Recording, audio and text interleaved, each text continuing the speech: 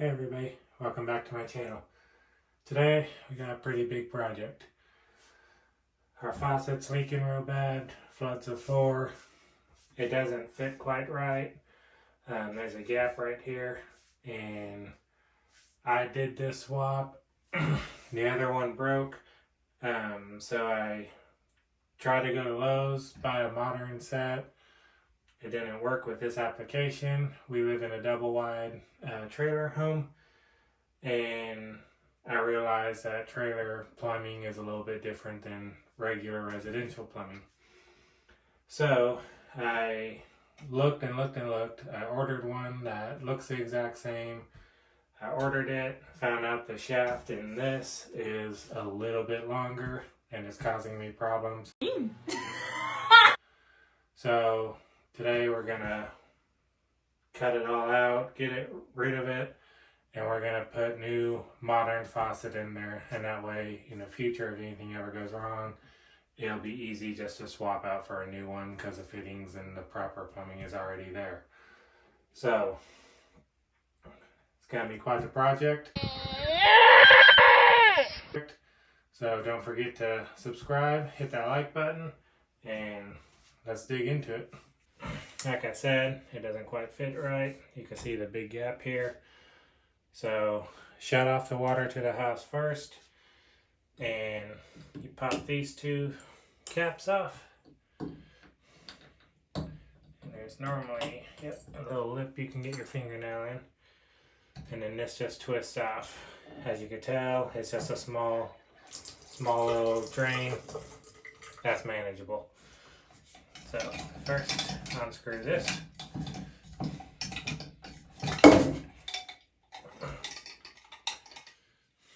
Put that up there. Then take a Phillips head screwdriver.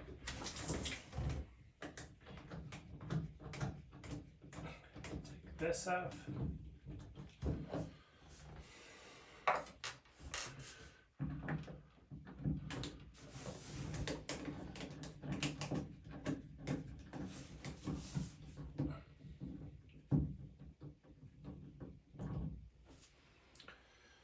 I'm going to save all my parts because you never know what I'm going to run into. After you get those off, you have to take those off. So grab some channel locks.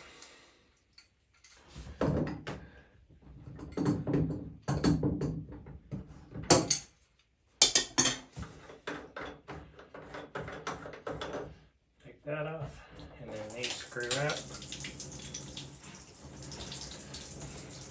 You can see there's still water coming out, but that should die down as we get farther along.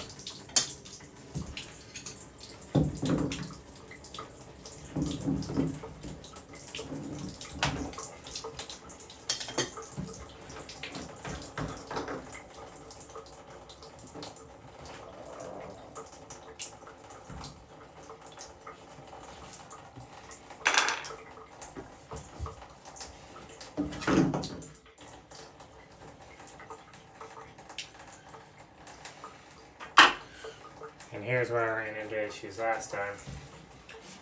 To get this off, you have to get to the back of this.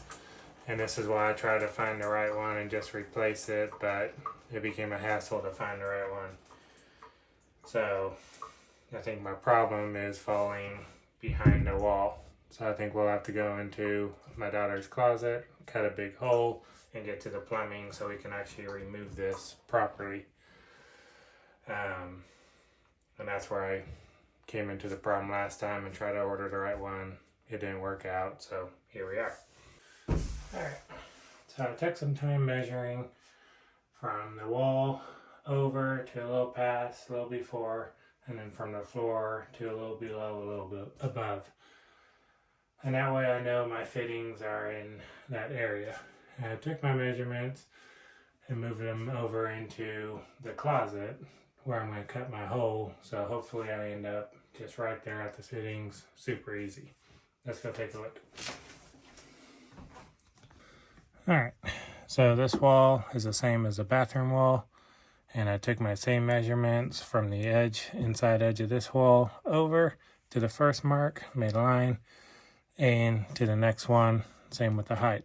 So theoretically, my fittings should be right in there.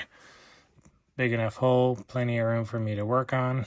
And I try to make a perfect straight edges, and that way I can put a panel back over this, put some trim around it, and make it look good. That way, if I ever need to get into here again, it's just remove that panel and it still looks good, doesn't destroy the whole closet. So I'm gonna go grab my cutting tool and I'll be right back. Alright, I have my oscillating vibrating tool, multi-tool. Everyone calls it something different. But basically, you just turn it on and it just vibrates. And it's great for cutting sheetrock and trimming out metal, wood, anything. I'm going to use this. I have sawzalls and jigsaws and skill saws. But this, I feel like I control the cut and the depth a little bit better. So I'm going to go ahead and use this. So let's get to it.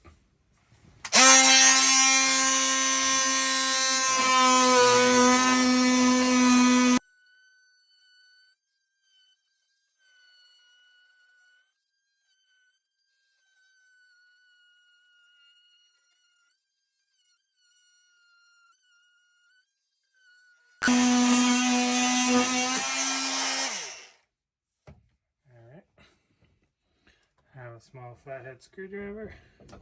Try to pry this out. There we go. There's my Fleming.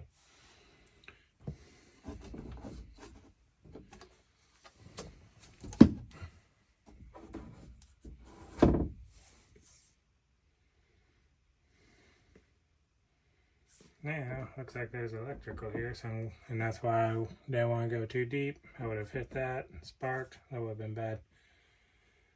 So, now that we're here, looks like I did nick into this a little bit, but not very deep, so. And besides that, that's just a vent pipe, so it's just air, nothing else. But alright, so to take this off, we just loosen these up.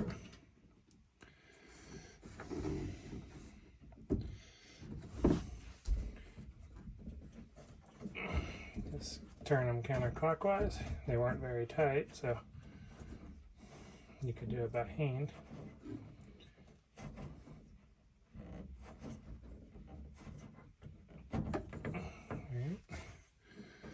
Then this, that goes up to the shower head. Then you loosen these, and that will release the rest of the fittings. Untwist it, save your parts, because you never know what you're gonna get into.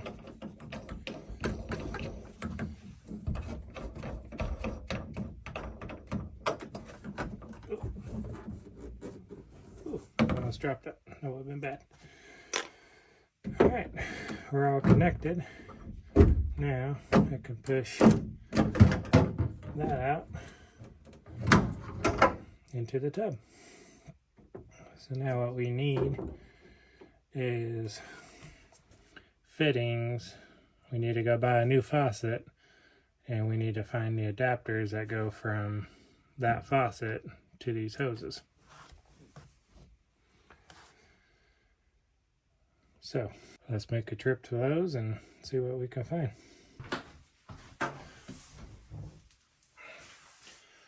Alright, so I'm back and got some good news actually.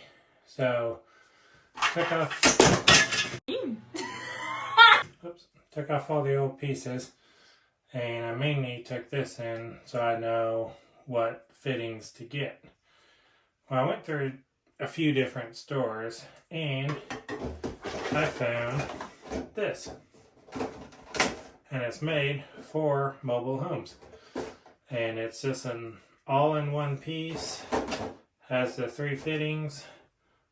They line up perfectly. They're the same size, so I found this at Home Depot. Home Depot came through.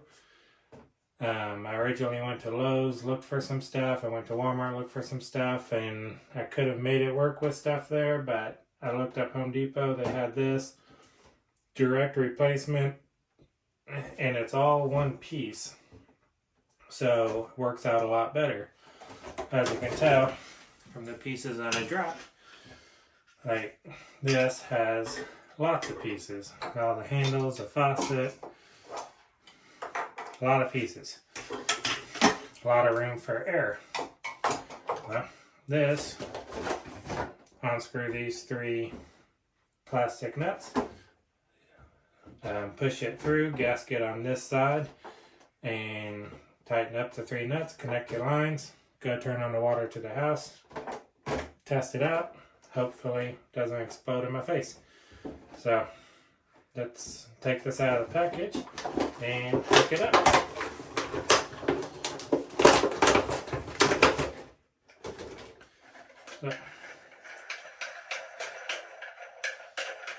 So like I said, take these off.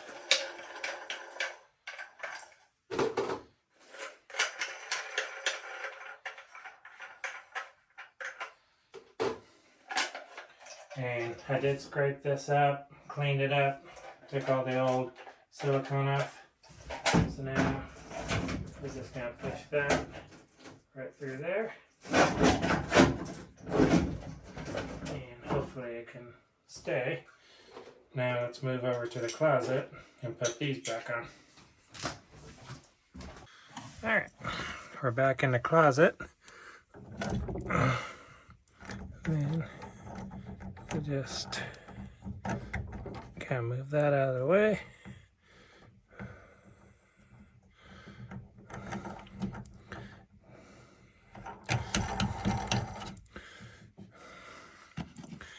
Get these 3 back on.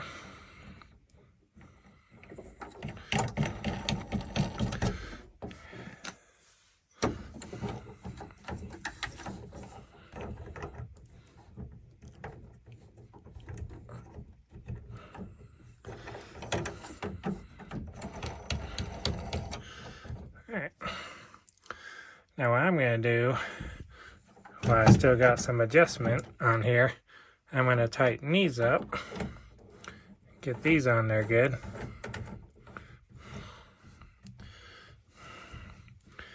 Get them nice and tight, and this is plastic thread, so you don't want to go get pliers or anything, because very easily cross-threaded.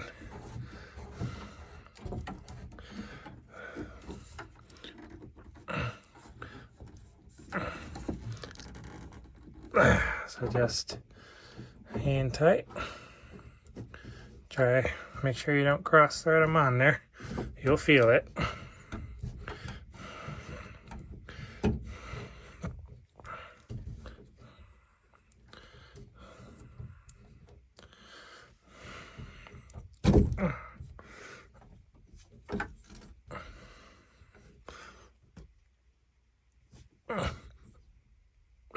Alright. Yeah. Now we could tighten these up so it holds it in there real nice and snug against that gasket on the other side. And we kind of tighten them up all a little bit at a time. That way it doesn't go in crooked or anything, or put any undue stress on the plastic fittings.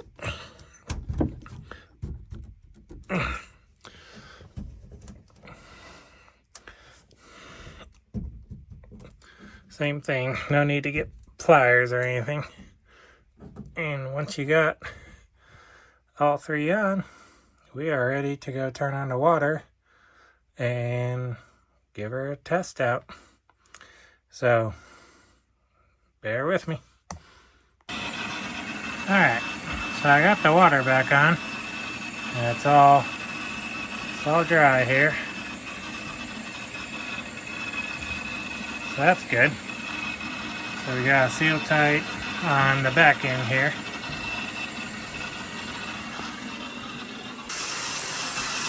Then on the front end we got seal tight too.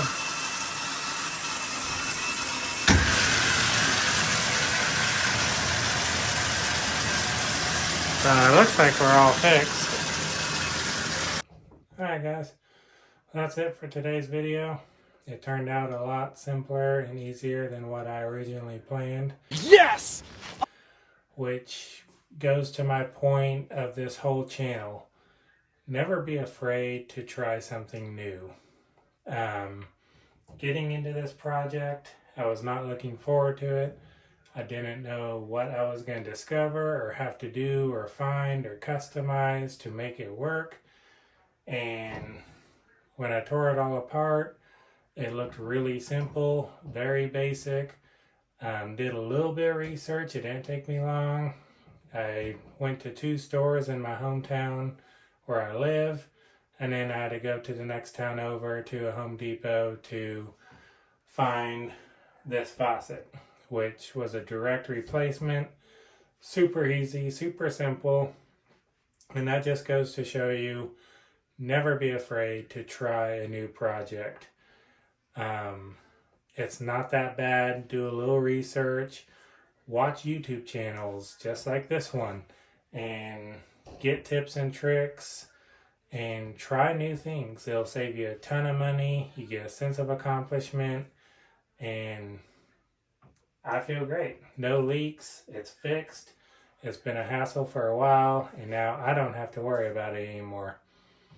All the tools and stuff that I used in this, which wasn't very much, this to cut the hole, and then I had a Flathead screwdriver, a Phillips screwdriver, and some channel locks to get the plastic nuts and all that off.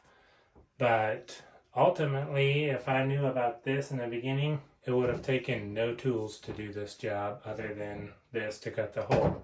Everything else came off by hand. It was all just hand tight. But anyways, I'm going to leave the links to everything I used in the description box below. If you use the link to buy the tool, that helps support this channel. So please use the link if you don't already have the tools. Helps me out tremendously. And I appreciate it. I will see you in the next video.